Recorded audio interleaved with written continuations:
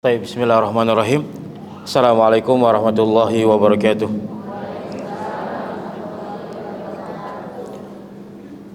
Innal hamdalillah nahmaduhu wa nasta'inuhu wa nastaghfiruh wa na'udzu billahi min shururi anfusina wa min sayyiati a'malina.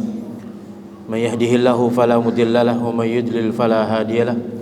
Asyhadu an la ilaha illallah wahdahu la syarika lahu wa asyhadu anna Muhammadan 'abduhu wa rasuluh. Sallallahu alaihi wa ala alihi wa ashabihi wa man tabi'ahum bi ihsanin ila yaumiddin. Ya ayyuhalladzina amanu taqullaha haqqa tuqatih wa la tamutunna illa wa antum muslimun.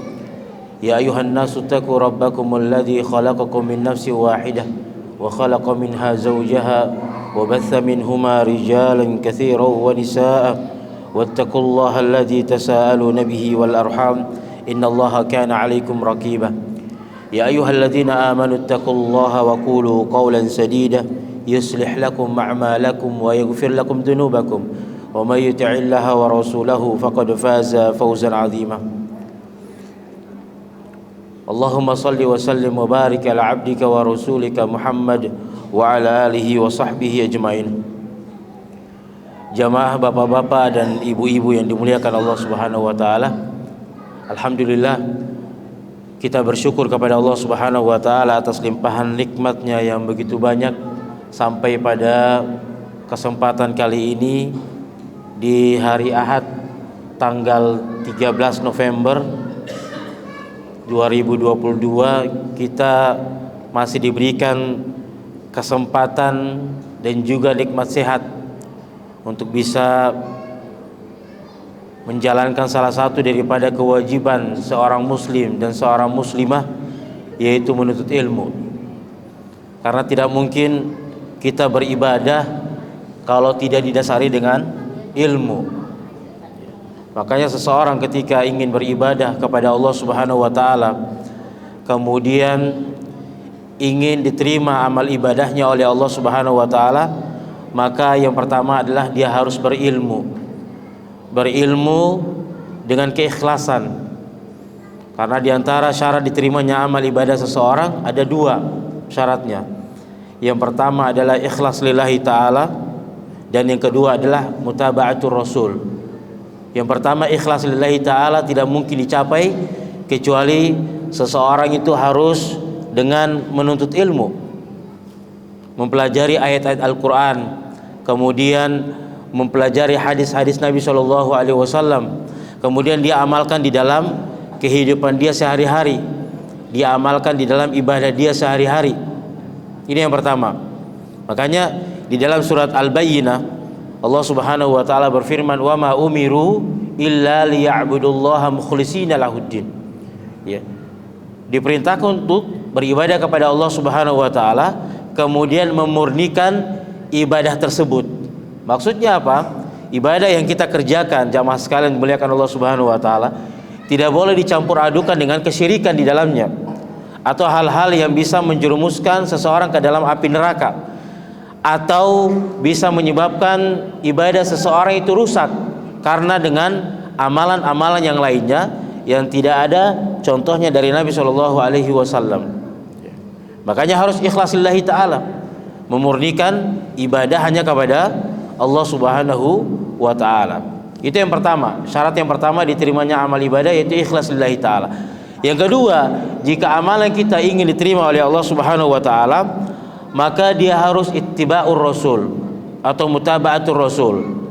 Tidak mungkin kalau misalnya kita beribadah, ibadah yang kita kerjakan itu bukan datangnya dari Nabi, ya, ini tidak ada dasarnya. Makanya amalan tersebut itu akan tertolak. Ya, amalan tersebut itu tidak akan diterima oleh Allah Subhanahu wa taala. Kita ingin sholat, tetapi tata cara sholat bagaimana? Kita tidak tahu. Ya. Kita hidup dengan Nabi SAW sudah 1444 tahun yang lalu. Ya. Bagaimana dengan anak cucu kita nanti? Ya, bagaimana mereka tahu Nabi SAW sholat? Kalau kita tidak mempelajari agama-agama yang ada atau ajaran-ajaran yang dijelaskan di dalam Al-Quran dan juga dalam hadis Nabi SAW. Ya, Nabi hanya mengatakan sallu kama ra'aitumuni usolli. Salatlah kalian sebagaimana kalian melihat aku sholat. Sedangkan kita hidup sudah 1400 tahun yang lalu. Ya, jaraknya dengan Nabi sudah lama sekali. Makanya kita harus buka lagi buku-buku para ulama kita, ya, agar kita tahu bahwa sholat itu dimulai dengan takbiratul ihram dan ditutup dengan taslim atau dengan salam. Kemudian jamaah sekalian dimuliakan Allah Subhanahu wa taala, pertemuan kali ini insyaallah kita akan membahas tentang konsekuensi syahadat Muhammad Rasulullah. Ya. Mungkin kita di setiap waktunya kita pasti mengucapkan asyhadu alla ilaha illallah wa asyhadu anna Muhammadar Rasulullah. Ya, nanti kita akan bahas di sini konsekuensi bagi seorang muslim, seorang muslimah ketika dia sudah mengucapkan dua kalimat syahadat, apa konsekuensinya? Ya. Makanya di dalam hadis Nabi sallallahu alaihi wasallam kitab Al-Arba'in An-Nawawiyah ini tidak asing lagi bagi kita, kitab ini. Ya. Di dalam hadis yang kedua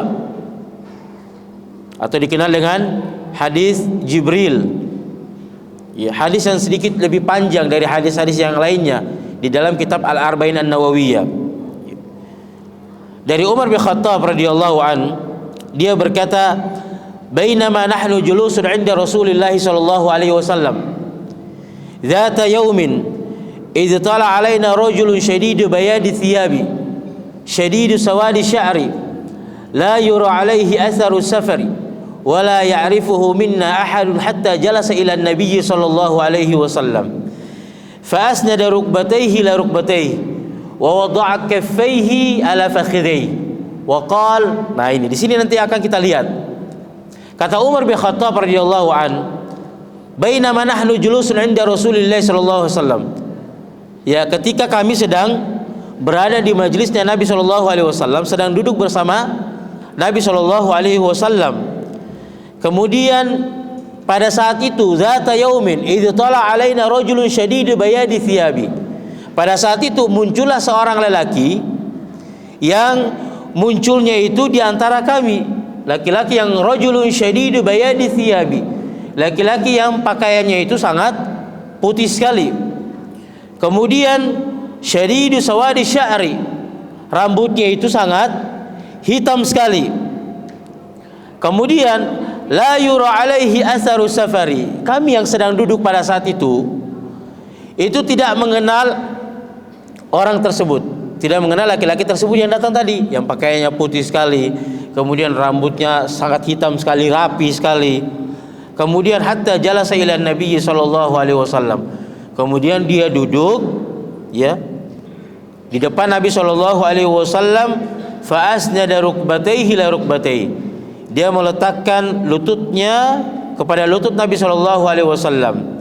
Kemudian wa wada'a kaffayhi ala fakhidayhi, kemudian meletakkan kedua telapak tangannya di Nabi sallallahu alaihi wasallam. Faqal, kemudian berkata kepada Nabi sallallahu alaihi wasallam, "Ya Muhammad, akhbirni anil Islam." Ya. Wahai Muhammad, kabarkanlah aku apa itu Islam. Ya. Kita beragama Islam tetapi kita tidak tahu makna agama Islam itu apa. Ya. Tapi laki-laki yang tadi bertanya kepada Nabi SAW, "Ya Muhammad, akhbirni anil Islam." Wahai Muhammad, kabarkanlah aku apa itu agama Islam. Kemudian kata Nabi SAW, "Al-Islamu an tashhada an la ilaha illallah wa anna Muhammadan Rasulullah." Islam itu adalah engkau mengucapkan dua kalimat syahadat. Engkau bersaksi bahwa tidak ada Tuhan yang berhak disembah kecuali Allah Subhanahu wa taala, wa anna Muhammadan abduhu wa rasul, atau anna Muhammadan Rasulullah, dan engkau bersaksi bahwasanya Muhammad sallallahu alaihi wasallam adalah utusan atau hamba dan utusan Allah Subhanahu wa taala. Kemudian wa tuqimas shalah, engkau mendirikan salat, wa tu'tiyaz zakat, engkau menunaikan zakat. Kemudian wa tasuma Ramadan, engkau berpuasa di bulan Ramadan. Kemudian wa tahujjal bait in istata'ta ilaihi sabila, engkau menunaikan ibadah haji bagi yang mampu. Ini agama Islam yang digambarkan oleh Nabi Shallallahu Alaihi Wasallam kepada kita. Tetapi nanti ada konsekuensinya, jamaah sekalian.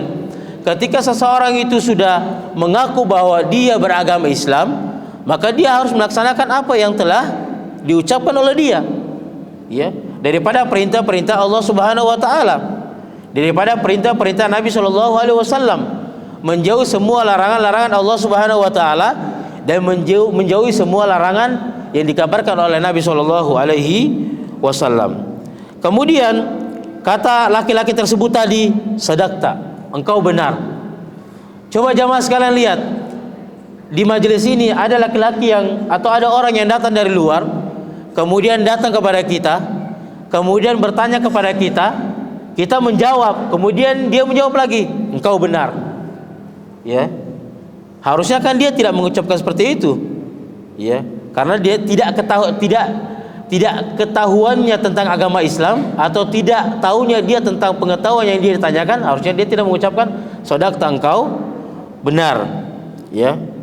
Kemudian setelah itu, dari hadis yang disebutkan tadi, jamaah sekalian, pelajaran yang bisa kita ambil dari agama Islam yang mudah sekali ini hadis yang menunjukkan tentang akhlaknya seseorang terhadap gurunya, ya. Seseorang itu ketika adabnya terhadap guru, dia tidak mengetes, ya. Ada murid atau ada santri yang mungkin adabnya kurang baik, ingin mengetes ilmu gurunya. Nah, ini banyak sekali yang terjadi, ya. Tetapi orang yang tersebut ini yang bertanya kepada Nabi SAW memiliki akhlak yang mulia, adab yang mulia, ya. Walaupun dia sudah tahu, tetapi dia ingin mengajarkan kepada orang yang ada di sekitarnya bahwa inilah agama Islam. Islam mengajarkan kita budi pekerti yang baik, ya.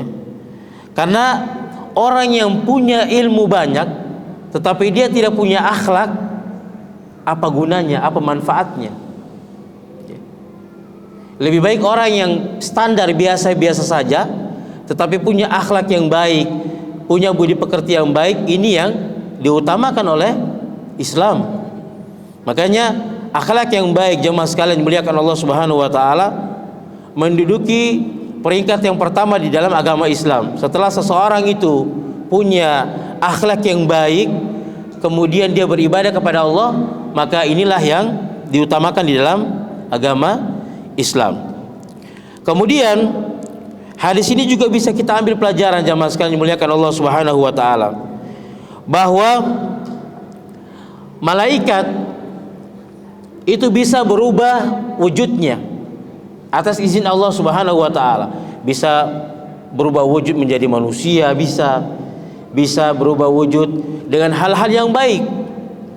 Nah, laki-laki yang tadi yang datang kepada Nabi SAW ini adalah malaikat Jibril. Kalau kita bahas hadis ini sampai akhir, itu akan diberitakan oleh Nabi SAW bahwa laki-laki tersebut yang datang tadi adalah Jibril alaihi salatu wassalam, malaikat Jibril. Makanya penampakannya bagus sekali, ya, bajunya putih sekali, kemudian rambutnya sangat hitam rapi sekali, dan tidak tahu orang yang ada di sekitarnya itu bahwa ini orang datang dari jauh. Gak mungkin, karena seorang musafir itu tidak mungkin kalau pakaiannya rapi, ya, kemudian rambutnya juga rapi, tidak mungkin, pasti ada sedikit kusut, ya, bajunya kusut, ya, rambutnya mungkin agak sedikit kering dan lain sebagainya.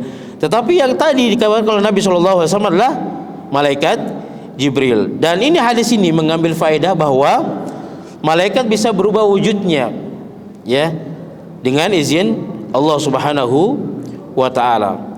Kemudian faedah yang ketiga, jamaah sekalian, hadis ini juga menganjurkan kepada kita bahwa kita mengutamakan pakaian yang putih terlebih dahulu sebelum yang lainnya, ya. Putih lebih baik dari yang lainnya. Kalau kita mau menghadiri acara-acara mungkin keagamaan, ya, atau mungkin kegiatan-kegiatan yang lain yang sifatnya itu adalah anjuran untuk memakai pakaian, maka kita mengutamakan terlebih dahulu adalah pakaian yang putih, ya. Bukan berarti pakaian yang tidak putih tidak boleh, tidak. Tetapi kalau misalnya ada pakaian yang putih, maka lebih baik kita memakai pakaian yang putih, ya. Karena Islam memang mengutamakan pakaian yang putih, ya. Coba lihat Bapak Ibu sekalian, kalau kita mau melaksanakan ibadah umrah atau haji, yang kita pakai warna putih, ya.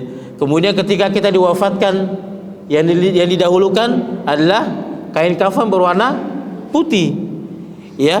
Walaupun yang lain juga boleh, ya. Kain, misalnya ada orang yang wafat, kemudian dia tidak punya kain kafan warna putih, punya kain yang lainnya misalnya, boleh dipakai untuk dikafani. Jadi tidak harus putih. Kalau misalnya tidak ada, ya pakai pakaian atau pakai kain yang ada. Tetapi lebih baik memakai hal-hal yang putih, peci putih, ya, masker juga putih, ya, kaos kaki putih. Akhwatnya, kalau akhwat lebih baik pakai pakaian yang lebih gelap, ya. Maksudnya ini buat yang laki-laki, ya. Kalau yang perempuan, ya akhwat, maka yang lebih baik adalah memakai yang lebih gelap agar tidak terlihat auratnya. Ya, kalau bisa warna hitam, warna biru. Tapi kalau misalnya ada yang warna putih, ya tidak apa-apa. Yang penting tidak sampai kelihatan auratnya. Ya. Kemudian jamaah sekalian dimuliakan Allah Subhanahu wa taala, konsekuensi syahadat Muhammad Rasulullah itu disebutkan oleh Nabi SAW dan juga disebutkan oleh para ulama, ya, bahwa ketika seseorang itu sudah mengucapkan dua kalimat syahadat, terlebih lagi lebih khususnya wa anna Muhammadar Rasulullah, dan aku bersaksi bahwa Muhammad adalah hamba dan utusan Allah, maka yang pertama yang harus dia pegang adalah membenarkan segala apa yang datang dari Nabi SAW, yang dikabarkan oleh Nabi SAW, tanpa ada keraguan sedikit pun, ya.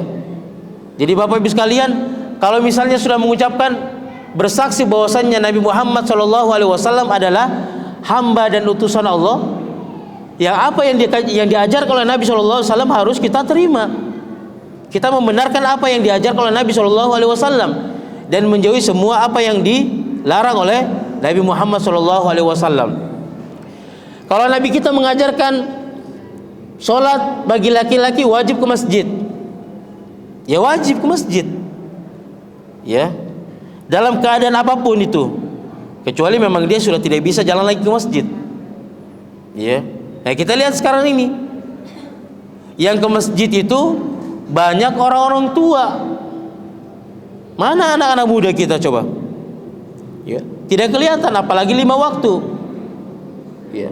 Kita lihat mungkin anak-anak muda itu hanya mungkin seminggu sekali. Ya, ini naudzubillah.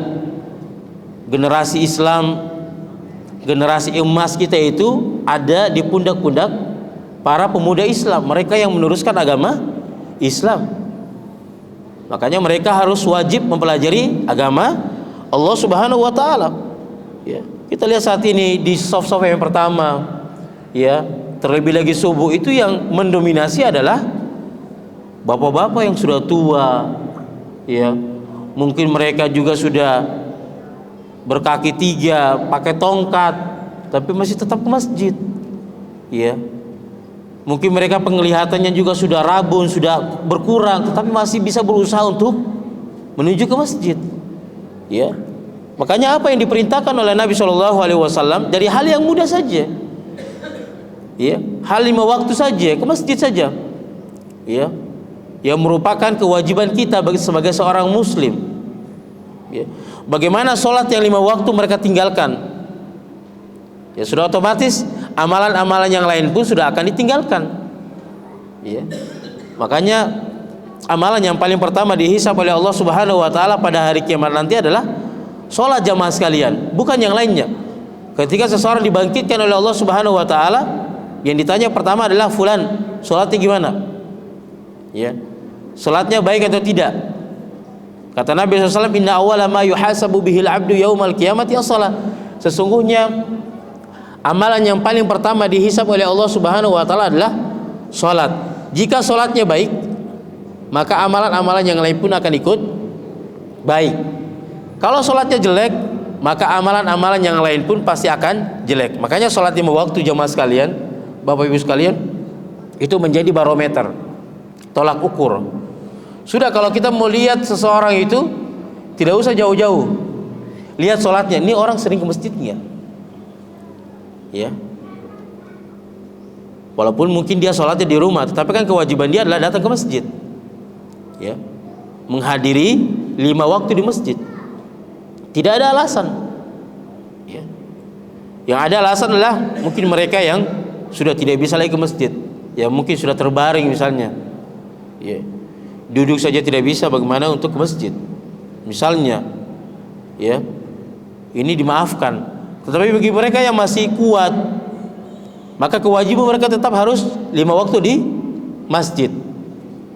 Ya, atau 5 waktu mereka berjamaah. Ya, mungkin lagi safar, kemudian wajib mereka berjamaah. Makanya di dalam Al-Quran kata Allah Subhanahu wa taala, warka'u ma'ar rakiin. Jamaah sekalian, kewajiban bagi seorang lelaki untuk melaksanakan sholat 5 waktu di masjid adalah berdasarkan firman Allah Subhanahu wa taala, warka'u ma'ar rakiin. Dan rukulah bersama orang-orang yang ruku. Coba orang-orang yang ruku tempatnya di mana? Di masjid adanya. Ya, ini yang kita sayangkan. Orang sudah jauh dari masjid, ya pasti orang itu pasti sudah jauh dari agama Islam. Ya. Nah, bagi jamaah perempuan lebih baik mereka sholatnya di rumah mereka masing-masing. Tetapi tidak ada boleh pelarangan bagi mereka ketika mereka ingin melaksanakan sholat di masjid. Maka ada nanti hal-hal yang harus mereka jaga. Di antaranya adalah mereka harus bisa menjaga auratnya, bisa menjaga pandangannya. Jadi tidak ada pengharaman, pelarangan bagi wanita yang ingin sholat di masjid. Boleh saja, tetapi mereka harus izin kepada suami, boleh nggak sholat di masjid, gitu kan? Kalau bisa jaga auratnya, bisa jaga hal-hal yang tidak menimbulkan fitnah, maka tafadholi, silakan sholat di masjid. Tetapi rumah mereka lebih baik bagi mereka. Ya, sholat di rumah. Tetapi laki-laki yang saat ini kita sayangkan itu sudah jauh dari agama Islam bagi pemuda-pemudi Islam saat ini. Ya, makanya konsekuensi yang pertama ketika Nabi SAW mengabarkan kepada kita untuk kita mentaati perintahnya, datang ke masjid. Makanya zaman dahulu jamaah sekalian, orang yang nggak ke masjid itu rumahnya dibakar. Ya, kalau saat ini kan tidak mungkin. Ya, dulu di zaman Nabi SAW ini tandanya bahwasanya bahaya orang yang tidak ke masjid. Ya, makanya mulai saat ini sempatkan waktu kita. Ya, sempatkan. Jangan kalau ada waktu saja baru ke masjid, jangan. Memang harus kita siapkan waktu kita untuk ke masjid. Ya, apalagi waktu-waktu sholat kan sudah ditentukan, tidak berubah-ubah. Ya, makanya dalam Al-Quran kan disebutkan inna salata alal mu'minina kitabam mauquta. Ya kan, salat itu kan sudah ditentukan untuk kaum mukminin. Sudah ada waktunya, sudah subuh. Paling mundur itu paling beberapa menit, maju juga beberapa menit. Ya, zuhur pun demikian, asar pun, maghrib, isya pun demikian. Ya, sisa waktunya itu kalau kita pakai sholat dari semua yang ada, ya mungkin 5-15 menit ya. Orang sholat itu nggak lama ya, 5 menit aja itu udah lama ya. Orang sholat zuhur 5 menit udah lama tuh.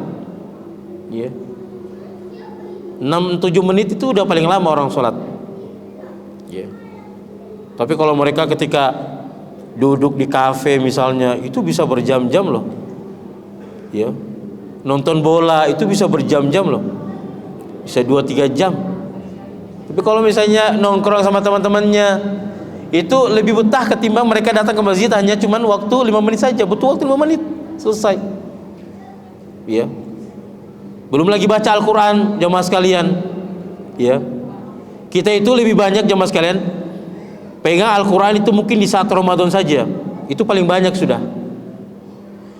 Ramadan lewat, Al-Quran pun lewat, ya. Atau kita dekat dengan masjid itu ketika Ramadan saja. Ramadan pergi, masjid juga lewat, gitu. Makanya setelah Ramadan itu istiqomah yang dibutuhkan, ya. Dalam satu bulan itu madrasah Ramadhania itu yang diterapkan di dalam Ramadan, ya harusnya ketika Ramadan pergi dia harus istiqomah dong.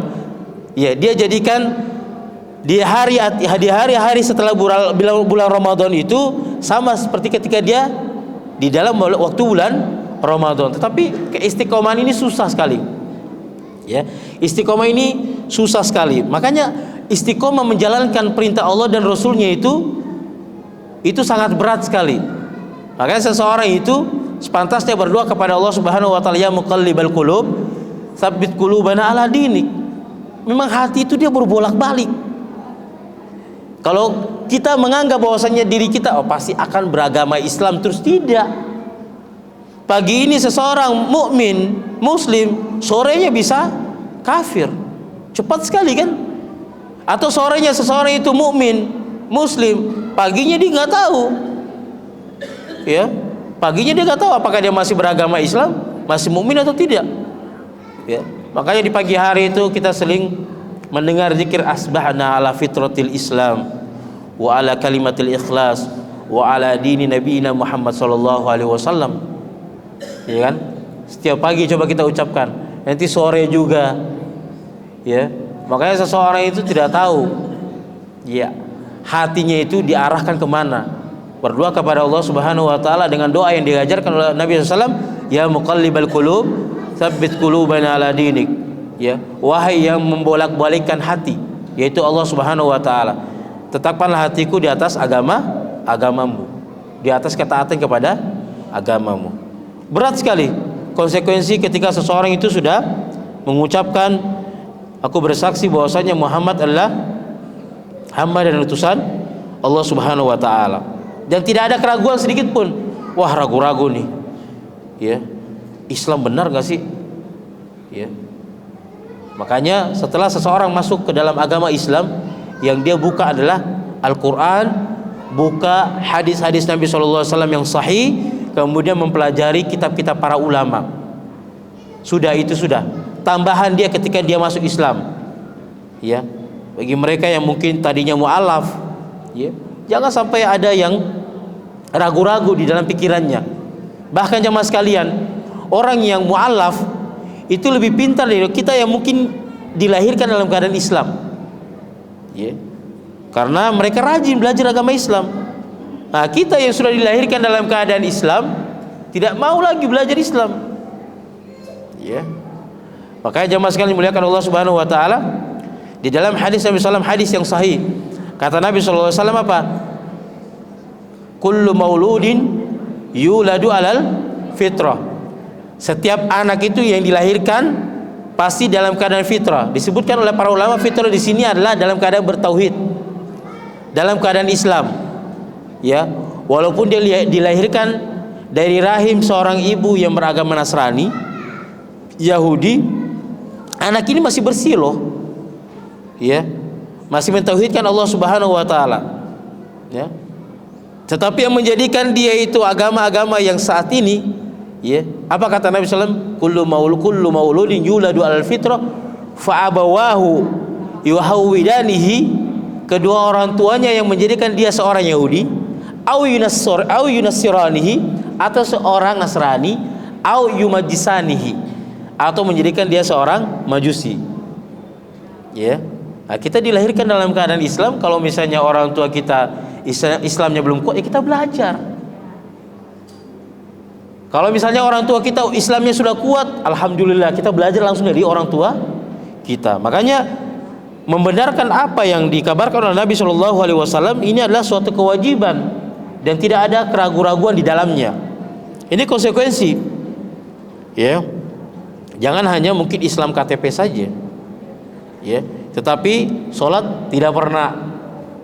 Ya, tanya sholat subuh berapa rakaat, nggak tahu.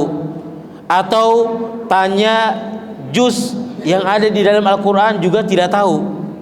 Ya, ada cerita, ada seseorang yang datang ke satu tempat, ya, sekolah tahfidz, ya, kemudian bertanya kepada santri yang ada di dalamnya, sudah berapa juz? 10 juz. Masya Allah, alhamdulillah.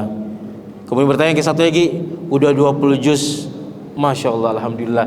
Pas tanya yang satunya lagi, sudah berapa juz? 30 juz. Kemudian ditanya lagi, kurang berapa lagi? 30 juz kan? Ya, kalau 30 juz kurang berapa lagi? Berarti orang ini kan nggak tahu Al-Quran ada 30 juz. Benar gak jamaah? Ada berapa juz? 30 juz. Kalau juz 30? 30 juz sama juz 30 beda gak? Beda. Kalau juz 30 yang mana? Yang mana?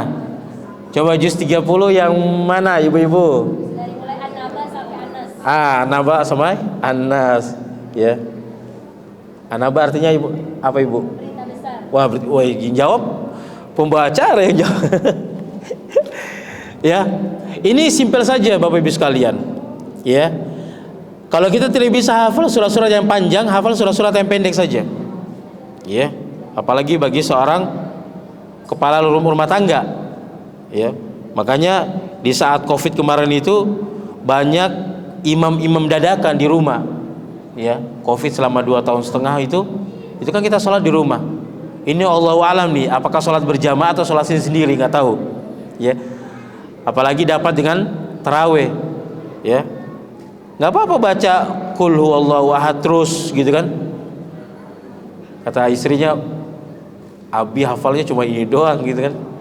Besok ini lagi Qul huwallahu ahad atau Qul a'udzu birabbin nas dan sebagainya. Nah, ini hal-hal yang mudah sekali yang bisa kita terapkan di dalam keluarga kita. Kita hafal surah-surah pendek. Dan ini termasuk daripada bukti cinta kita kepada Nabi SAW. Ya, Al-Quran itu kan turun kepada Nabi SAW. Ya, wahyu itu diturunkan kepada Nabi SAW. Ya, harusnya kita jaga erat-erat apa yang Allah Subhanahu wa taala turunkan kepada Nabi Muhammad SAW. Yang kedua jamaah sekalian, konsekuensi dari syahadat Muhammad Rasulullah adalah menjalankan setiap yang Rasul Shallallahu Alaihi Wasallam perintahkan tanpa menolaknya sama sekali. Ya, Nabi SAW memerintahkan kita seperti ini, ya kita kerjakan. Contoh apa perintah Nabi SAW yang sering kita abaikan? Bagi akhwat, bagi muslimah, mungkin yang banyak sekali yang terabaikan adalah memakai jilbab mungkin. Ya, jilbab itu jangan pas kita pengajian saja. Ya, di rumah bolehlah kita tidak memakai jilbab ya, karena dalam rumah kan rata-rata mungkin mahram kita. Tapi ketika kita keluar rumah harus kita tutup aurat kita, rambut kita, ya, kepala kita. Ini kewajiban. Bukan hanya perintah dari Nabi, tapi ini perintah dari Allah Subhanahu wa taala. Ini hal yang simpel saja. Ya. Bagi laki-laki perintah yang gampang sekali, yang mungkin banyak sekali kita abaikan adalah menjalankan sholat-sholat sunnah. Coba sekarang saya mau tanya dulu ke bapak-bapak, ada berapa sholat sunnah rawatib? Berapa? 12. Coba sebutkan dari subuh. Sebelum subuh berapa? 2. Setelah itu sebelum zuhur 2, setelah zuhur 4 apa 2? 4. Setelah itu sudah berapa tuh? Sudah 6. Iya. Ba'da maghrib, ba'da isya 2, ba'da maghrib 2. Berarti 6. Udah 12 belum?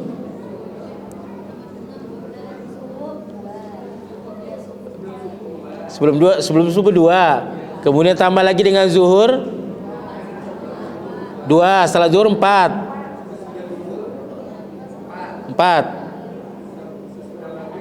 2. Ya. Ini dikerjakan nggak? Insya Allah dikerjakan ya.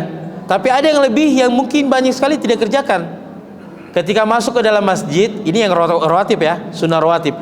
Ada yang masuk ke dalam masjid langsung duduk. Ya. Namanya sholat sunnah apa? Tahiyatul masjid.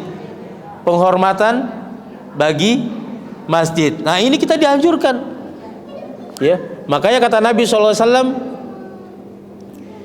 tidaklah seseorang masuk ke dalam masjid, tidak boleh dia duduk kecuali dia harus melaksanakan sholat sunnah 2 rakaat.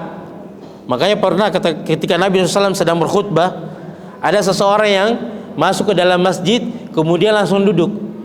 Kemudian Nabi SAW perintahkan untuk apa? Kum farka rakaatain khafifatain.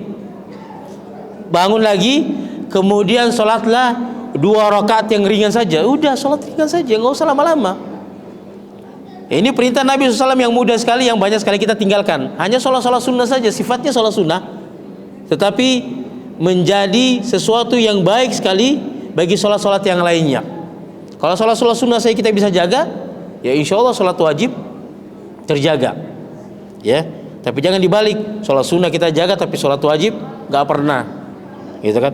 Atau misalnya sholat-sholat sunnah yang lainnya, hari raya itu kan sholat sunnah ya, tetapi hukumnya kan sunnah muakkadah yang ditekankan.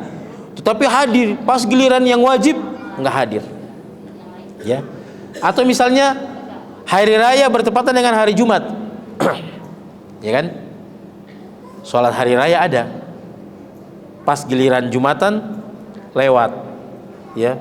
Karena kebanyakan silaturahim akhirnya Jumatannya lewat juga. Ya. Walaupun sebagian para ulama mengatakan bahwa ketika bertemu dengan 2 yang wajib dalam satu waktu, maka salah satunya itu gugur, diganti dengan sholat zuhur, bisa, ya. Tapi di negeri kita ini tidak mengapa. Orang itu sholatnya hari raya, kemudian pas ketika hari Jumat dia juga sholat Jumat, nggak masalah.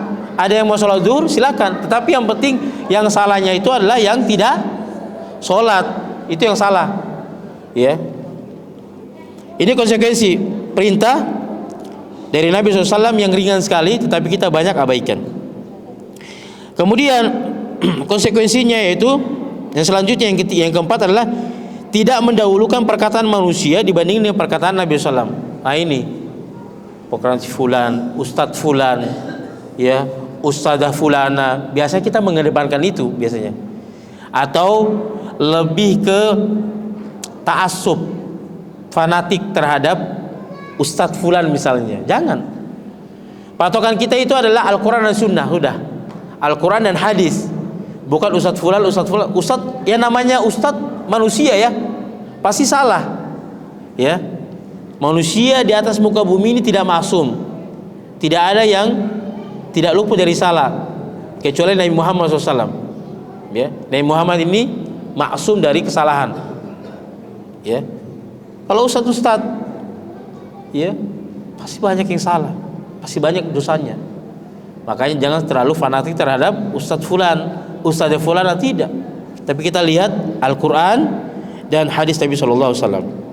Ya, jangan mengedepankan perkataan manusia dari perkataan Nabi SAW. Ya. Kemudian yang selanjutnya yaitu tidak meyakini bahwasanya Nabi Muhammad SAW itu punya kemampuan rububiyah atau punya kemampuan seperti Rabb yang menciptakan, yang memberikan rezeki. Nggak boleh. Nah, kalau kita sudah masuk ke hal-hal seperti ini berarti sudah masuk ke dalam kesyirikan, jamaah sekalian. Ya, ini kalau sudah kita bahas masalah kesyirikan, ya, ini sesuatu yang sangat yang harus ditekankan. Ya. Bagaimana seseorang ingin mengetahui tauhid tapi dia tidak mempelajari syirik. Ya, kalau mau mempelajari tauhid ya harus mengetahui kesyirikan juga. Makanya hal-hal yang seperti ini jangan sampai kita menganggap bahwasanya Nabi Muhammad itu seperti Rabb. Ya, seperti Tuhan, enggak boleh. Ini konsekuensi. Karena sudah kita sebutkan tadi, wa anna Muhammadan abduhu wa rasuluh. Ya. Makanya dalam ketika Nabi SAW waktu itu wafat, pernah kan disebutkan oleh Abu Bakar, ya, barang siapa yang menyembah Muhammad maka Muhammad qad mat, Muhammad sudah mati. Dan barang siapa yang menyembah Allah Subhanahu wa taala, Allah itu hayyun la yamut, Allah itu hidup selamanya dan tidak pernah akan mati. Ya, ini perkataan Abu Bakar radhiyallahu an ketika Nabi Muhammad SAW wafat. Ya, makanya kita tidak boleh gulu, jemaah sekalian. Gulu itu berlebih-lebihan ya. Karena yang menghancurkan umat-umat terdahulu itu terlalu gulu, terlalu berlebih-lebihan kepada nabi-nabi mereka. Ya, coba lihat, muncul pertama kali kesyirikan di zaman siapa? Nabi Nuh alaihi salatu wasalam. Munculnya apa? Gulu. Ya, awal-awal ada Nabi Nuh alaihi salatu wasalam, kemudian ada pengikutnya orang-orang soleh. Siapa orang-orang soleh pada saat itu? Siapa namanya? Ada yang tahu nggak? Orang-orang soleh yang hidup di zaman Nabi Nuh, bapak-bapak tahu nggak? Ada berapa orang? Ada berapa? Siapa aja 4 itu? Wad dan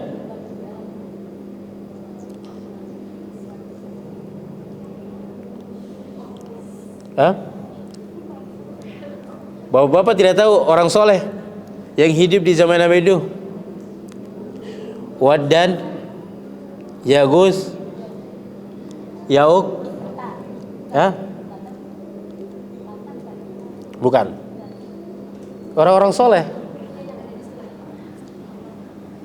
Ibunya mau buka dulu. Surat apa, Bu? Surat apa, Bu? Kan kita sebutkan kan Nabi Nuh, berarti di surat apa, Bu? Coba baca suratnya, coba cari, Bu.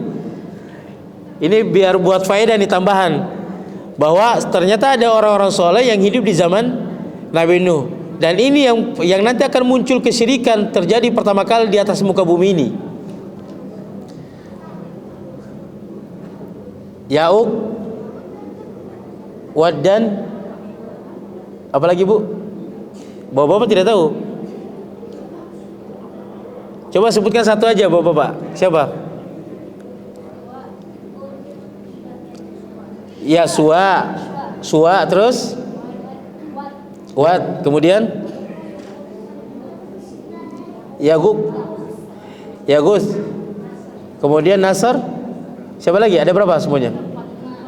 5. Iya, ada 5 jamaah sekalian. Ini orang soleh loh, yang hidup di zaman Nabi Nuh alaihi salatu wassalam. Kemudian ketika mereka wafat, karena pengikutnya ini banyak juga, akhirnya apa? Datang syaitan membisik-bisikan kepada mereka. Ya, ini orang-orang soleh. Ya, masa setelah mereka wafat sudah dibiarkan begitu saja? Akhirnya apa? Dibikinlah gambar.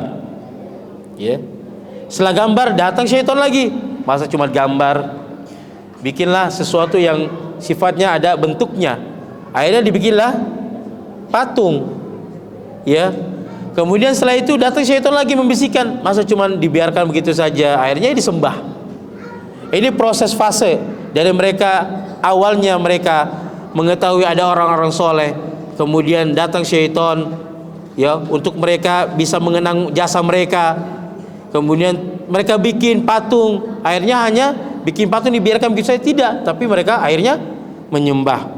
Nah, ini fase-fase ketika munculnya kesyirikan di masa itu. Dan ini awal permulaan munculnya kesyirikan di dalam atau di atas muka bumi ini, yaitu mereka al-ghulu fis salihin, yaitu mereka berlebih-lebihan terhadap orang-orang soleh. Nah, kita tidak boleh kita gulu kepada nabi-nabi kita, tidak boleh kita gulu kepada orang-orang soleh kita. Ya cukup, ya, Allah dan Rasulnya saja. Ya, kalau sudah meninggal, ya sudah, kita cukup mendoakan mereka saja. Mudah-mudahan mereka termasuk daripada ahli surga, dijauhkan dari panasnya api neraka. Kemudian yang selanjutnya, yaitu tidak boleh melecehkan Nabi SAW, keluarganya dan para sahabatnya. Makanya jamaah sekalian, kalau ada orang yang melecehkan Nabi Muhammad SAW, wajib diperangi. Ya, wajib diperangi. Tetapi kita lihat dulu, tidak kita langsung ambil sesuatu kita perangi, tidak. Lihat dulu nanti ada, ya, yang harus kita terpenuhi atau tidak. Ya, ini kalau Nabi kita dilecehkan, atau keluarga Nabi SAW, nggak boleh, atau para sahabat. Ya, karena keimanan kita dengan para sahabat itu jauh sekali timbangannya, beda sekali jauh timbangannya. Ya, makanya disebutkan keutamaannya para sahabat itu apa jamaah sekalian?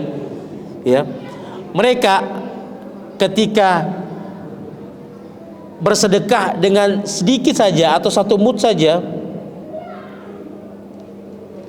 itu bisa dibandingkan dengan Gunung Uhud. Ya, kalau kita keikhlasan kita mau sumbang, mau sedekah sampai berapa puluh juta, miliaran, tapi kalau tidak ada keikhlasan karena keimanan juga, maka berbeda dengan mereka. Maka kita nggak boleh.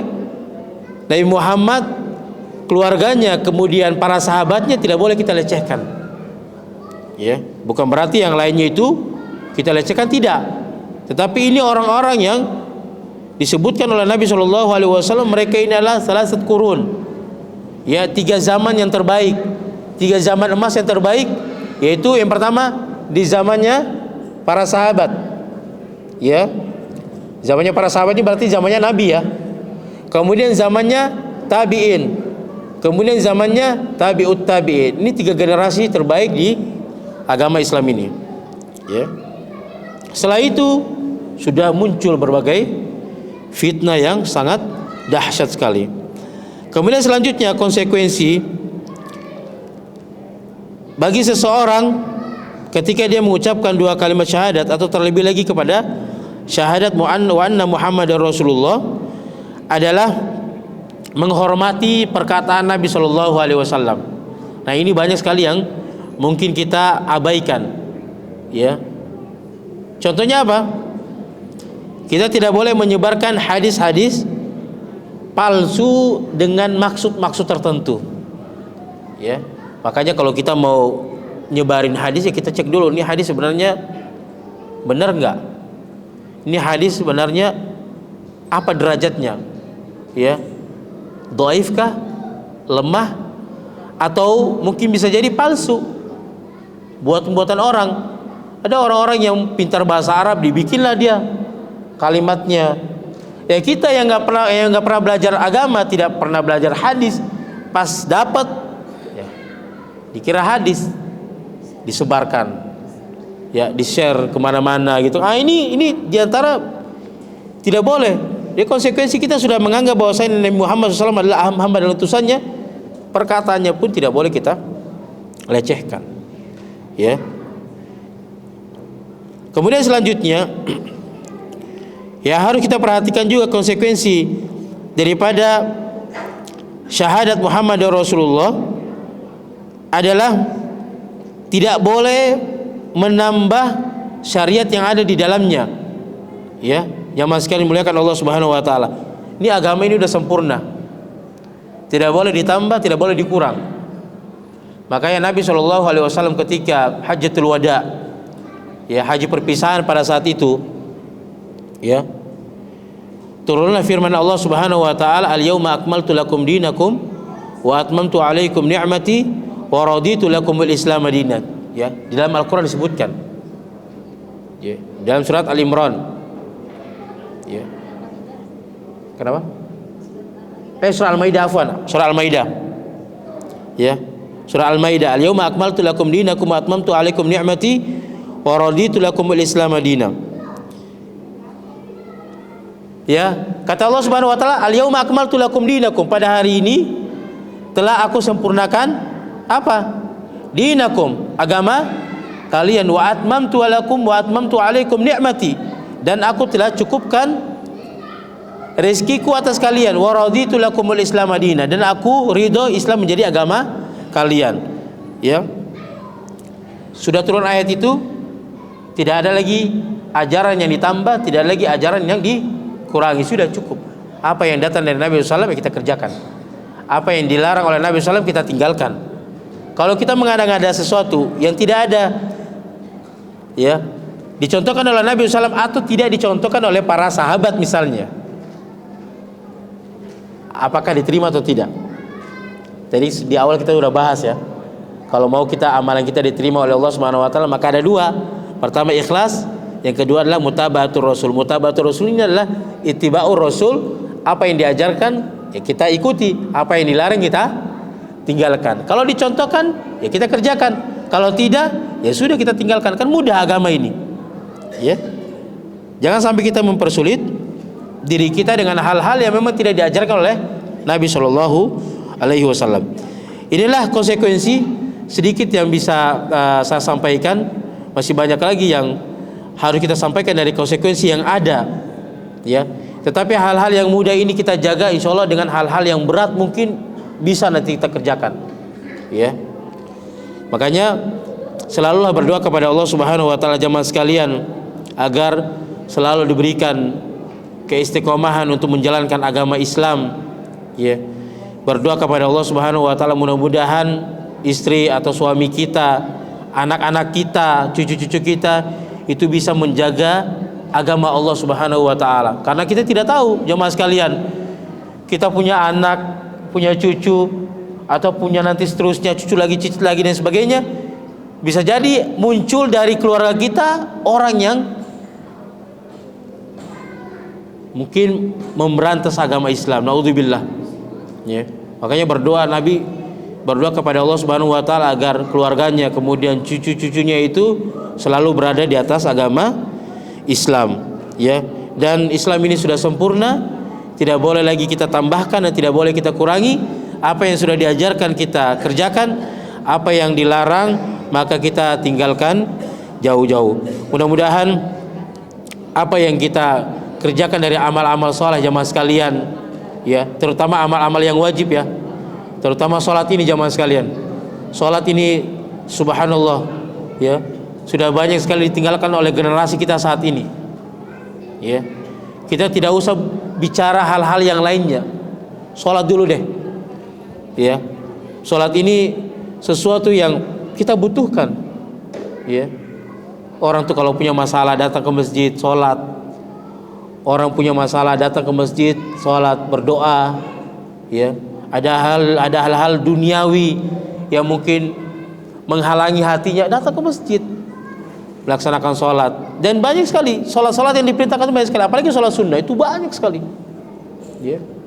Sholat duha, ya, tahajud, ya, kemudian witir, ya, kemudian sholat-sholat yang lainnya banyak sekali yang bisa kita kerjakan, ya. Makanya seseorang itu ketika bisa menjaga sholatnya, amalannya akan baik.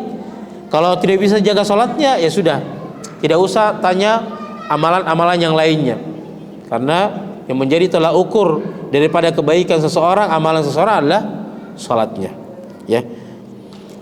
Mudah-mudahan kita bisa menjaga sholat kita dan di setiap waktu kita berdoa kepada Allah Subhanahu wa taala agar terlepas daripada perkara-perkara yang menjerumuskan seseorang kepada neraka, ya. Hal-hal yang kecil misalnya menghardik anak yatim atau hal-hal yang lainnya mungkin yang bisa, mungkin hal yang sepele, ya, kayak mengganggu tetangga, ya. Makanya kata Nabi SAW dalam hadis yang sahih, man kana yu'minu billahi wal yaumil akhir fala yu'dhi jarahu, ya. Barang siapa yang beriman kepada Allah dan hari kiamat atau hari akhir, fala yu'dhi jarahu, maka dia tidak boleh mengganggu tetangganya, ya. Ini kita punya hajatan misalnya, kan, mentang-mentang hajatan kita akhirnya tetangga-tetangga kita terganggu misalnya, ya. Ini hal-hal yang sepele yang bisa menyebabkan seseorang itu mungkin bisa dilemparkan ke dalam api neraka, ya. Makanya konsekuensi dari syahadat Muhammad Rasulullah adalah diantaranya tadi, tidak boleh mengganggu tetangga. Nabi kan udah ajarkan, ya. Pokoknya apa yang diperintahkan oleh Nabi SAW kita ikuti, dan apa yang dijauhkan oleh Nabi SAW dari hal-hal yang sifatnya itu bisa menjerumuskan seseorang ke dalam api neraka, ya kita tinggalkan. Udah, simpel saja jamaah sekalian. Ya, itu saja yang mungkin bisa saya sampaikan pada pertemuan kali ini. Masih ada waktu, barangkali dari bapak-bapak, ibu-ibu yang ingin bertanya, dipersilahkan. Nanti insya Allah kalau bisa saya jawab, saya jawab. Kalau tidak bisa saya jawab, nanti mungkin jadi PR bagi saya, ya, karena saya tidak mungkin menjawab satu pertanyaan yang tidak ada pengetahuannya tentang hal tersebut. Ya, barakallahu fikum. Silakan. Ya, alhamdulillah, terima kasih kepada Ustaz Hendro yang telah memberikan nasihat kepada kita. Ini Ustaz, saya mau tanya, sebenarnya kalau kita kan alhamdulillah Allah memberikan kepada kita nikmat Islam, Ustaz, ya. Dan kemudian alhamdulillah Allah memberikan kepada kita berupa nikmat iman. Nah, kita sebagai orang Islam yang dari kecil lahir, alhamdulillah Allah berikan kepada kita, apa sih yang pertama-tama harus kita pelajari dalam Islam itu sendiri? Jadi pelajaran-pelajaran apa?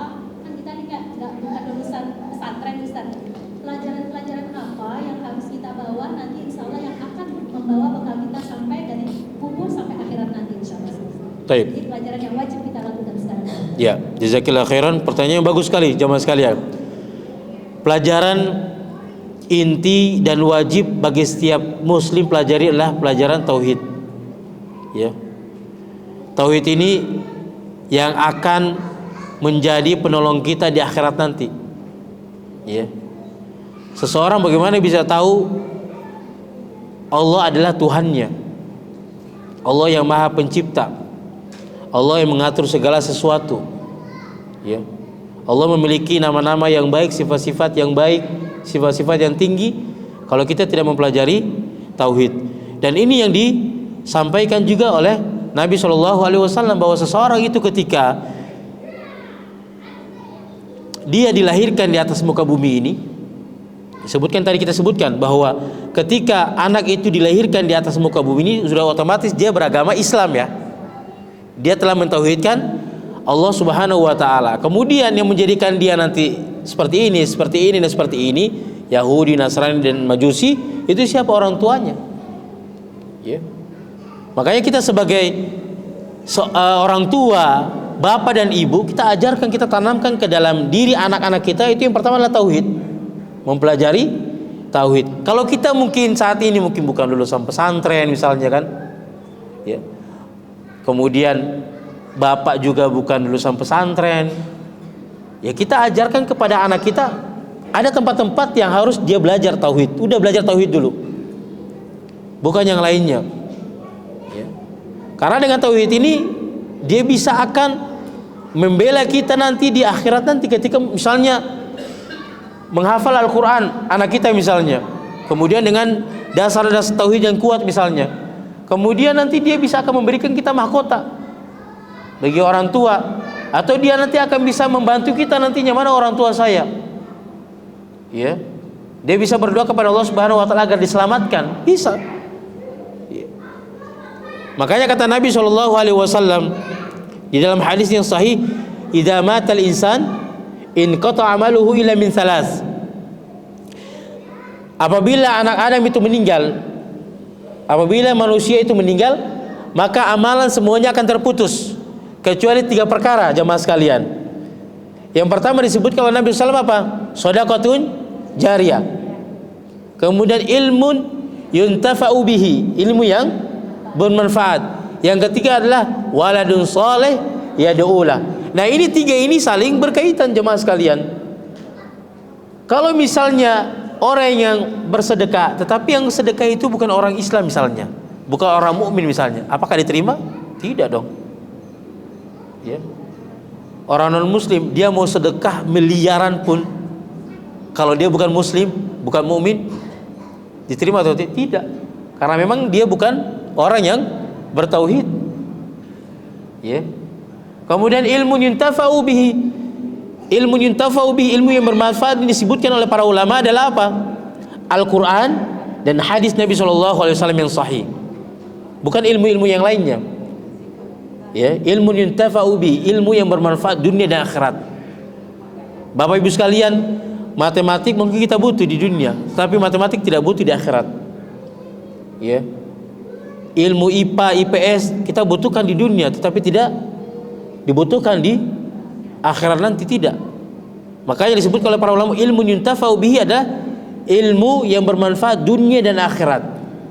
Dunia dia selamat dan juga akhirat akan bisa menyelamatkan dia. Ilmu tauhid, ilmu mengenal Allah Subhanahu wa taala, ilmu mengenal Nabi Muhammad SAW, ilmu mengenal agama Islam. Ya. Makanya tanamkan di dalam diri kita. Mungkin kita sudah terlewat masa kita, tapi kita harus terus ya belajar mungkin di pengajian dan lain sebagainya, ya, menyarankan kepada ustadznya untuk ustadz bahas tentang tauhid. Ya, ini yang utama. Ya. Karena kita tidak tahu, ada orang yang terjerumus ke dalam kesyirikan, ada banyak. Datang ke masjid tetapi juga bisa masih ke dukun misalnya kan, tukang sihir. Ya. Meminta kepada Allah, meminta juga kepada tukang sihir misalnya, dukun misalnya. Ini haram, ini masuk ke dalam kesyirikan. Ya, karena ketidaktahuannya terhadap ilmu tauhid, ya.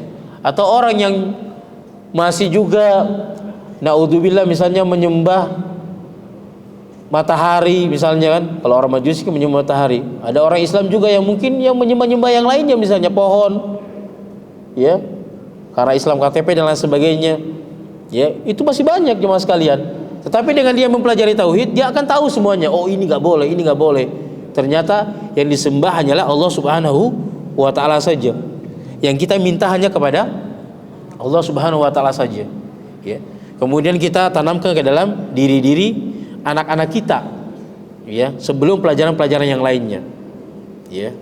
Makanya penting sekali jemaah sekalian mengajarkan tauhid ini. Terlebih lagi surat yang mungkin menjadi bekal dia selama hidupnya adalah surah Al-Fatihah.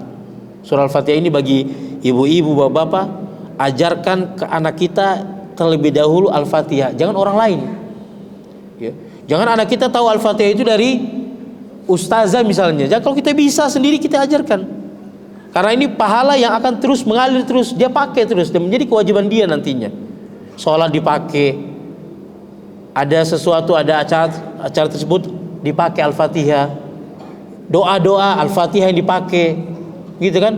Nah, ini amal-amal, sesuatu yang amal jariah yang terus akan mengalir baik di dunia ataupun nanti di akhirat ketika kita sudah diwafatkan oleh Allah Subhanahu wa taala. Itu ya, ilmu tauhid dipelajari dan menjadi hal yang utama, tanamkan ke dalam diri kita terlebih dahulu, kemudian kepada anak-anak kita. Karena dengan ilmu tauhid itu kita bisa akan tahu semuanya tanpa terkecuali. Ya. Jazakallahu khairan.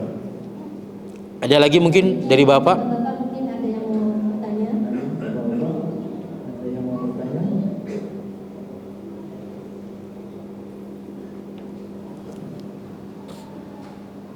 Assalamualaikum warahmatullahi wabarakatuh. Waalaikumsalam warahmatullahi wabarakatuh.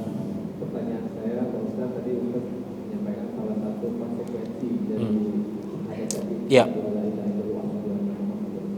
Artinya meyakini dan melakukan perintah Nabi itu tanpa keraguan.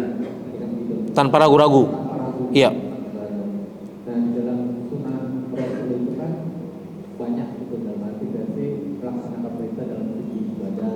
Iya. Pertanyaan saya, bagaimana dengan kita menerapkan ciri-ciri fisik Rasulullah? Maaf Pak Ustaz, misalnya diantaranya orang memelihara janggut itu kan ada yang sebagian katanya sebagian dari sunnah. Iya. Pakai siwak, dan melakukan bidang dan lain sebagainya. Apakah itu juga bagian dari melaksanakan perintah Rasul, atau hanya kita sebagai bentuk kecintaan kita terhadap Rasul kita ikuti sampai seperti ciri-ciri? Karena ada sebagian juga yang menganggap ciri-ciri yang disematkan di Rasul itu misalnya ciri-ciri janggut, Iya. dan pakai siwak itu bukan termasuk kategori itu sunnah Rasul gitu. Jadi yang dimaksud sunnah Rasul ada sebagian orang menganggap dalam bentuk ibadahnya aja, misalnya sholat malam dan lain sebagainya. Iya. Bagaimana mau penjelasan itu? Iya. Taib. Ciri-ciri atau misalnya bentuk untuk mengikuti Nabi SAW diantaranya ada dalam bentuk ciri-ciri fisik. Ya. Mungkin saat ini mungkin janggut dan lain sebagainya ya, atau mungkin dalam hal berpakaian misalnya kan, ya mungkin tidak isbal atau dan lain sebagainya gitu kan. Nah ini juga ada disebutkan dalam hadis-hadis Nabi SAW. Contoh misalnya dalam hadis ma asfala minal ka'bain fa finnar. Misalnya contoh hadis yang masyhur sekali di antara kita, ya, barang siapa yang melebihi pakaiannya, melebihi mata kaki, maka tempatnya di neraka. Ini hadis datang dari Nabi SAW langsung, ya. Kemudian ciri-ciri yang lainnya misalnya janggut, ya, wajib bagi seseorang itu memelihara janggut bagi laki-laki dan menyelisihi orang-orang Majusi, ya. Kalau orang Majusi itu kan apa yang dipelihara? Kumisnya, tapi janggutnya dipotong. Tapi kata Nabi SAW untuk menyelisihi mereka, jenggotnya dijaga, dipelajari, dibiarkan, dipelihara, kumisnya yang ditipiskan, ya. Nah ini ini hadis Nabi SAW, ya. Makanya jamaah sekalian yang dimuliakan Allah Subhanahu Wa Taala, ada orang yang mungkin tidak berjanggut, ya sudah jangan dipaksakan, biasa saja, alami saja, ya. Ada orang yang untuk mengikuti Nabi SAW karena memang itu disuruh wajib, akhirnya pakai obat dan lain sebagainya, nggak perlu, ya.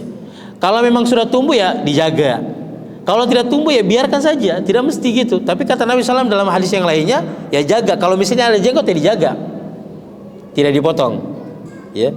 Insya Allah dengan sunnah-sunnah yang ini, dengan kita mengikuti Nabi SAW dalam bentuk fisik, termasuk bukti kecintaan kita kepada Nabi SAW. Nah bagaimana dengan mereka yang tidak tumbuh jenggotnya? Ya sudah biarkan saja, sudah alami. Tetap kecintaan kita kepada Nabi SAW adalah dengan mengikuti perintahnya dalam hal yang beliau ajarkan dalam bentuk ibadah maupun dalam hal fisik, ya. Peci sunnah Nabi SAW pakai kita. Tapi kalau misalnya ada orang yang tidak ada peci kemudian tidak pakai ketika sholat, ya tidak masalah, ya. Kemudian misalnya bersiwak, ya kan, di negeri kita ini kan bersiwak sesuatu yang mungkin susah kita dapati, mungkin ya siwak, ya. Tetapi termasuk juga sunnah. Kalau misalnya ada yang dipakai termasuk sunnah, dapat pahala berarti. Kalau tidak pakai, tidak ada, ya sudah. Hari-hari kita kan memang sikat gigi ya biasa, ya. Ya sudah. Yang penting mulut itu terjaga dari bau dan lain sebagainya, ya. Jadi ada sesuatu yang perintah yang sifatnya itu bentuknya fisik yang bisa kita kerjakan kalau memang itu ada dalam diri kita, dan juga kita tidak kerjakan kalau memang tidak ada dalam diri kita, tidak ada paksaan. Nah kalau masalah ibadah, memang ini masalah ibadah yang sudah ada sinkronnya dengan perintah Allah Subhanahu Wa Taala. Tidak mungkin Nabi memerintahkan sesuatu kalau tidak ada perintahnya dari Allah Subhanahu Wa Taala. Misalnya hal-hal ibadah misalnya kan, ya, amal-amal ibadah misalnya, kalau memang ada perintahnya, ya, perintah itu kadang datangnya dari Allah Subhanahu Wa Taala, sifatnya itu global, ya. Suruh orang itu untuk haji, misalnya contoh, suruh haji, menunaikan ibadah haji. Bagaimana caranya? Suruh haji. Tata caranya dari mana? Dari Nabi SAW. Makanya kata Nabi SAW, khudu anni manasikakum. Ambillah kalian dariku tata cara ibadah haji, gitu. Ada ibadah-ibadah yang global juga yang lainnya. Contoh misalnya sholat yang tadi saya sebutkan. Kita kan diperintahkan sholat, waktu qimus shalah, ya. Tapi kita nggak tahu gimana caranya sholat, ya. Ya, waktu-waktu yang lain dan sebagainya. Ini bentuk-bentuk hal-hal yang sifatnya ada ibadah yang perintahnya dari Nabi SAW itu ada sinkronnya dengan perintah Allah Subhanahu Wa Taala. Tetapi juga ada perintah yang dari Nabi SAW yang sifatnya itu memang perintah dari Nabi SAW untuk menyelisihi yang lainnya, ya. Contoh yang lainnya misalnya puasa Asyura misalnya, jamaah sekalian, ya. Puasa Asyura berarti puasa di tanggal 10 bulan Muharram, ya. Ini puasa sunnah. Nah pada saat itu, ya, di zaman Nabi SAW yang puasa Asyura itu apakah hanya kaum muslimin atau ada yang lainnya? Semuanya pada saat itu. Orang Yahudi pun puasa pada saat itu, orang Islam puasa, orang Yahudi pun puasa pada saat itu. Kemudian Ibnu Mas'ud datang kepada Nabi SAW, ya, wahai Nabi, ini orang berpuasa juga, orang Yahudi juga berpuasa, kita juga berpuasa. Ya. Maka kata Nabi SAW, oke, kalau seperti itu tahun depan nanti kita akan menyelisihi mereka. Ya, yaitu kita berpuasa dari tanggal 9. Ya, puasa Tasu'a untuk menyelisihi mereka. Ini dalam masalah ibadah yang memang apa yang disebut kalau Nabi SAW juga merupakan wahyu dari Allah Subhanahu wa taala. Ya, dan juga kecintaan kita kepada Nabi SAW ketika kita mengamalkan hal tersebut. Kalaupun orang itu hanya ingin berpuasa di tanggal 10 saja nggak masalah. Ya, jangan sampai kita bilang, wah ini kata Nabi SAW kan suruh puasa tanggal 9, tapi ini orang cuma puasa tanggal 10 saja.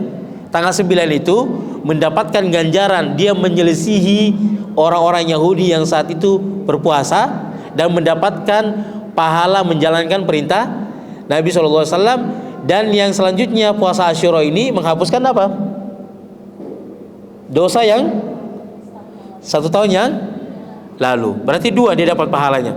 Pertama, tanggal 9 mendapatkan pahala menjalankan perintah atau sunnah Nabi SAW. Dan yang selanjutnya pahala yaitu dihapuskan dosa-dosanya 1 tahun yang lalu. Ya, seperti itu. Jadi memang ada sifat-sifatnya yang fisik yang memang itu untuk menyelisihi yang lainnya, agar bukti kecintaan kita kepada Nabi SAW itu akan terwujud di dalam hati kita. Karena kalau seseorang itu biasanya ingin tumbuh di dalam hatinya itu cinta kepada seseorang, biasanya diikuti biasanya. Ya, si fulan suka dengan Real Madrid, kan nggak mungkin dia pakai baju Arsenal, ya kan? Si fulana suka dengan penggemarnya dengan si fulana misalnya, pasti akan diikut-ikuti model-modelnya. Nah, kita bukti kecintaan kita kepada Nabi SAW diantara salah satunya adalah mengikuti sunnah-sunnahnya dalam bentuk fisik. Tapi dalam bentuk fisik itu kalau misalnya tidak bisa, ya sudah, kita tinggalkan saja. Contoh misalnya ada orang yang tidak berjenggot kan, ada orang yang susah jenggotnya, bahkan cuma 1-2 helai di sini kan. Kalau dibiarkan ya dia dapat pahala tuh, pahala cinta kepada Nabi SAW dalam bentuk fisik. Tapi kalau misalnya seperti saya misalnya, ya sudah, biarkan saja. Ya, untuk menyelisihi orang-orang Majusi. Ini jadi ada sunnah-sunnahnya yang sifatnya memang itu sifatnya fisik karena kita cinta kepada Nabi. Ada juga sunnah-sunnahnya itu yang memang sifat-sifatnya itu ibadah yang memang kita harus kerjakan. Orang kalau tidak sholat sunnah, ba'diyah, qobliyah, ya nggak apa-apa. Tidak ada tidak ada hukuman yang lainnya, tapi dia nggak dapat pahala kan? Ya. Tapi kalau hal-hal yang wajib, ya harusnya kerjakan. Ya, seperti itu Bapak. Ya. Jadi kalau misalnya kita ingin cinta kepada Nabi SAW, kalau memang kita ingin berjenggot biar sama dengan Nabi SAW, ya kita kerjakan. Tapi kalau misalnya kita tidak tidak ada jenggotnya, tapi kita kira-kira saya ini karena dengan bentuk fisik tidak bisa ikut sunnah Nabi SAW dalam bentuk fisik, ya sudah, biarkan saja dalam hal yang memang alami saja. Ya, ini ada orang yang juga bilang, wah ini orang pasti ini dan itu misalnya, ini dan itu, sudah. Yang penting kita itu menjalankan agama Islam sesuai dengan apa yang diperintahkan oleh Allah dan Rasulnya saja. Ya, jangan sampai kita mencela si fulan karena itu sesuatu hal yang tidak baik. Ya, yang penting yang terlebih utama adalah bisa menjalankan perintah Allah dan Rasulnya sesuai dengan apa yang diajarkan dalam hal-hal yang wajib. Kalau yang sunnah hanya untuk penambal hal-hal yang wajib. Ya, Bapak Ibu sekalian, sholat 5 waktu kemudian ditambah lagi dengan sholat-sholat sunnah, itu lebih baik. Ya, kemudian dengan sunnah-sunnah yang lainnya, misalnya sholat sunnah qobliyah subuh, gitu kan? Ada orang yang selama ini dia tidak pernah tertinggal dengan qobliyah subuh. Makanya Nabi kasih pilihan, ada juga boleh ketika dia sudah terbiasa dengan sholat sunnah qobliyah subuh, pas datang ke masjid udah masuk waktu subuh, maksudnya orang udah sholat subuh, kan dia terlewat dari qobliyah subuh, dikasih pilihan, boleh setelah sholat subuh boleh dia mengqadha sholat qobliyah subuh, boleh. Ya, dapat pahala juga kan. Ya.